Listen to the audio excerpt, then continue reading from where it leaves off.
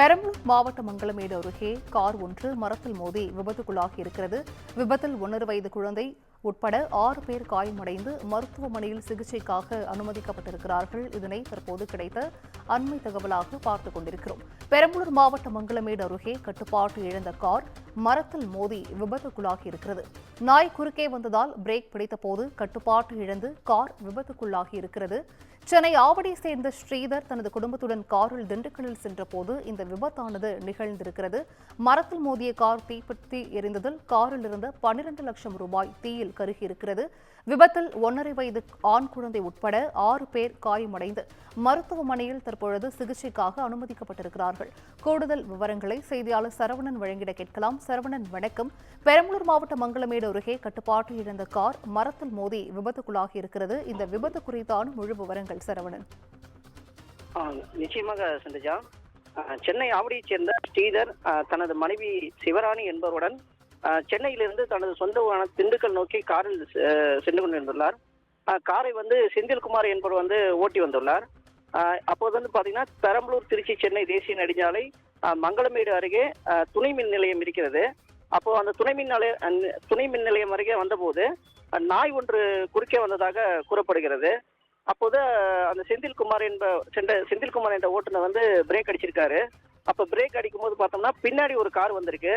அந்த கார் முன்னாடி வந்த கார் மீது மோதி கட்டுப்பாட்டை இழந்து சாலையோரத்தில் இருந்த புளிய மரத்தின் மீது மோதி விபத்துக்குள்ளானது.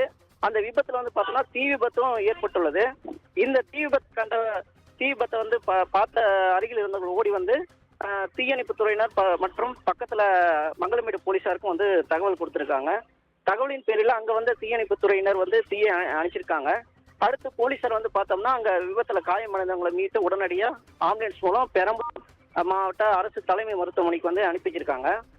இந்த தீ விபத்துல இந்த கார் விபத்துல பார்த்தோம்னா திண்டுக்கல் மாவட்டத்தை சேர்ந்த சரஸ்வதி, சத்யா, நல்லையா, 1.5 வயது குழந்தை பாகுமித்ரன்,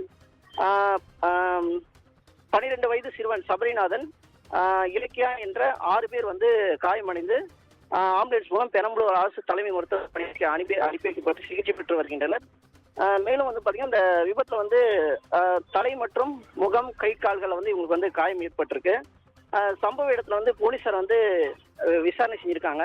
விசாரணையில முன்னாடி சொன்ன மாதிரியே தான் நாய் குறுக்க வரவும் முன்னாடி பிரேக் அடிச்சிருக்காங்க. அதனால பின்னாடி வந்த கார் மோதி கட்டுப்பாட்டை இழந்து இந்த விபத்தினால தான் சொல்லப்படுது.